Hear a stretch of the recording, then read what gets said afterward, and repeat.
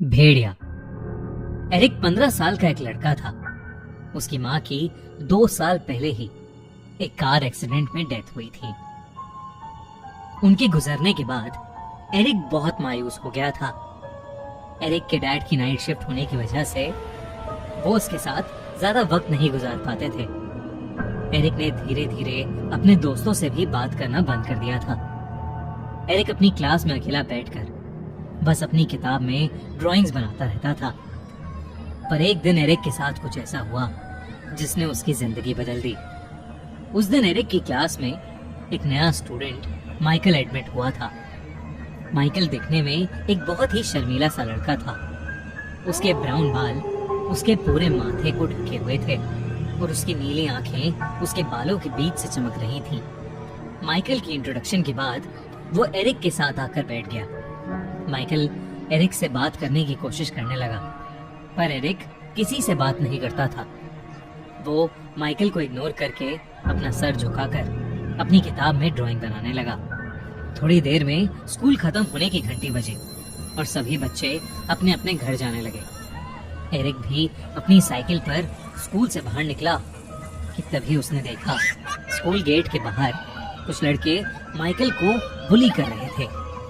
Michael ने Eric को देखते ही उसे मदद के लिए बुलाया, पर एरिक ने उस पर ध्यान नहीं दिया और अपनी साइकिल लेकर वहां से चला गया। लेकिन कुछ दूर पहुंचकर एरिक को बहुत बुरा लगने लगा। उसके दिमाग में बार बार मदद मांगता हुआ माइकल आ रहा था। वो वापस स्कूल गया, लेकिन वहां पहुंचकर उसने देखा कि वहां कोई भी नहीं था। तभी एरिक को माइकल अपनी साइकिल से एक रास्ते पर जाते हुए दिखाई दिया। उसके पीछे वही लड़के लगे थे जो उसे बुली कर रहे थे। एरिक भी माइकल की मदद करने के लिए उसके पीछे चला गया। साइकिल चलाते चलाते वो एक ऐसे रास्ते पर आ गया था जिसके दोनों तरफ जंगल था। एरिक को लगा कि शायद वो भटक चुका है और उसने वापस मुड़ने का सोचा, लेकिन वो जैसे ही मुड़ने लगा उसे जंगल की एक तरफ से थोड़ी हलचल सुनाई दी। एरिक ने उस तरफ नजर उठाकर देखा तो रोड के साइड पर लगी झाड़ियां बहुत जोर जोर से हिल रही थीं। एरिक हिम्मत करके उन झाड़ियों के पास गया तो उसकी रूह कांप गई। उसने देखा कि एक बहुत ही भयानक दिखने वाला भेड़िया एक इंसान को नोच नोच कर खा रहा था। ये देखकर एरिक का शरीर बिल्कुल सुन पड़ गया था। उसने ध्यान से देखा तो वो शरीर जिसे वो भयानक भेड़िया चबा रहा था वो किसी और का नहीं बल्कि उसी लड़के का था जो स्कूल के बाहर माइकल को बुली कर रहा था। एरिक धीरे धीरे पीछे जाने लगा कि तभी उसका पैर नीचे पड़ी एक सूखी टहनी पर जा लगा, जिससे एक जोर की आवाज हुई। उस आवाज को सुनते ही वो भेड़िया पीछे मुड़ा और सीधा एरिक के ऊपर झपट गया। एरिक अपना पूरा जोर लगाकर खुद को उस भेड़िए से बचाने की कोशिश कर रहा था। तभी उस रोड पर से एक कार गुजरी और वो भेड़िया अचानक एरिक को छोड़कर जंगल की तरफ भाग गया। एरिक तुरंत खड़ा हुआ और घबराई हुई हालत में वहां से अपनी साइकिल लेकर भाग गया। उसने जल्दी से जाकर पुलिस को इन्फॉर्म किया और पुलिस को लेकर उसी जगह पर पहुंच गया। पर ना तो अब वहां पर कोई भेड़िया था और ना ही किसी की बॉडी। पुलिस को लगा कि एरिक उनके साथ कोई मजाक कर रहा है और उन्होंने एरिक को डांट लगाकर घर भेज दिया। अगले दिन स्कूल में एरिक अपने फेवरेट टीचर मिस्टर ब्लैक से इस बारे में बात करने गया।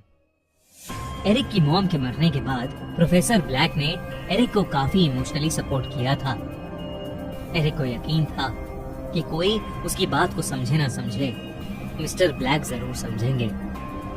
एरिक ने अपने साथ हुआ किस्सा उन्हें बताया और एरिक की बात सुनकर मिस्टर ब्लैक हैरान हो गए और उन्होंने अपने कमरे के दरवाजे को बंद किया और अपनी अलमारी में से एक पुरानी सी किताब निकाली। एरिक को कुछ भी समझ नहीं आ रहा था, पर फिर मिस्टर ब्लैक ने उस किताब को खोला और कहा कि उन्हें ऐसा लगता है कि एरिक ने जो कल देखा वो कोई मामूली भेड़िया नहीं था बल्कि एक वेयरवुल्फ था।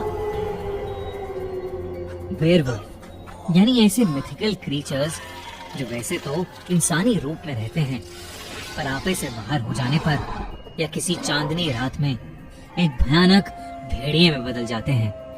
ये सुनते ही एरिक के दिमाग में सिर्फ एक ही बात चलने लगी। वो माइकल के पीछे उस रास्ते पर गया था और जो बच्चा कल मारा गया वो माइकल को ही बुली कर रहा था। ये सब सोचकर एरिक को लगने लगा कि माइकल एक वेयरवुल्फ है और उसी ने कल उस पर हमला किया था। उस दिन के बाद से लगभग हर दिन लोगों के लापता होने की खबर आने लगी। एक दिन मिस्टर ब्लैक ने एरिक से कहा कि उन्हें उस भेड़िए को मारना होगा। मिस्टर ब्लैक ने कहा कि एरिक का सामना उस भेड़िए से पहले हो चुका है, इसलिए वो भेड़िया एरिक का शिकार करने जरूर आएगा और इससे पहले वो आए एरिक को उसे ही मार देना चाहिए। स्कूल के बाद एरिक मिस्टर ब्लैक के साथ उनके घर चला गया। मिस्टर ब्लैक ने उसे पीने के लिए कॉफी दी, लेकिन उस कॉफी को पीते ही एरिक को चक्कर आने लगे और उसे सब धुंधला धुंधला दिखने लगा। उसने देखा कि मिस्टर ब्लैक अपने बेडरूम की तरफ जा रहे हैं। बाहर बहुत रात हो चुकी थी और चांद भी नजर आने लगा था। एरिक बेहोशी की हालत में ये सब देख ही रहा था कि अचानक से एरिक को मिस्टर ब्लैक के बेडरूम से एक जोर की आवाज आई। एरिक तुरंत उठकर बेहोशी की हालत में उनके कमरे के दरवाजे पर गया। दरवाजा अंदर से लॉक था। एरिक को कुछ समझ नहीं आ रहा था, तो वो मिस्टर ब्लैक को जोर जोर से आवाज देने लगा और दरवाजा नॉक करने लगा, पर मिस्टर ब्लैक ने कोई जवाब नहीं दिया। एरिक को अंदर से किसी भेड़िए की गुहार करने की आवाज आ रही थी। एरिक ने कीहोल से जैसे ही कमरे के अंदर झांका तो उसके होश ही उड़ गए। एरिक की आंखों के सामने मिस्टर ब्लैक की रीढ़ की हड्डी गोल हो गई और उनके पूरे शरीर पर बड़े बड़े बाल उगने लगे। उनका मुंह लंबा होने लगा और दांत एक जानवर जैसे बड़े हो गए। कुछ ही सेकंड्स में मिस्टर ब्लैक उस खूंखार भेड़िए में बदल चुके थे। एरिक समझ गया था कि वो वेयरवुल्फ माइकल नहीं बल्कि मिस्टर ब्लैक ही थे, पर इससे पहले कि वो कुछ कर पाता, मिस्टर ब्लैक ने दरवाजा तोड़ते हुए एरिक पर हमला किया। वो एरिक को नोचने लगे और एरिक दर्द में अपना हाथ इधर उधर मार रहा था कि तभी उसके हाथ में मिस्टर ब्लैक का लाइटर आ गया। एरिक ने जैसे ही वो लाइटर जलाया वो भेड़िया पीछे हट गया। एरिक ने आसपास की सारी चीजों को जलाना शुरू कर दिया। आग के डर से वो भेड़िया वहां से भाग गया। जब पुलिस मिस्टर ब्लैक के घर पहुंची तो उन्हें दिखा कि मिस्टर ब्लैक का घर जला पड़ा है और एरिक एक कोने में बेहोश पड़ा है। एरिक को जब होश आया तो उसने पुलिस को सब कुछ बताया, लेकिन उस दिन से मिस्टर ब्लैक भी गुमशुदा लोगों की लिस्ट में शामिल हो गए थे। पुलिस को भी अपनी इन्वेस्टिगेशन में कुछ नहीं मिला।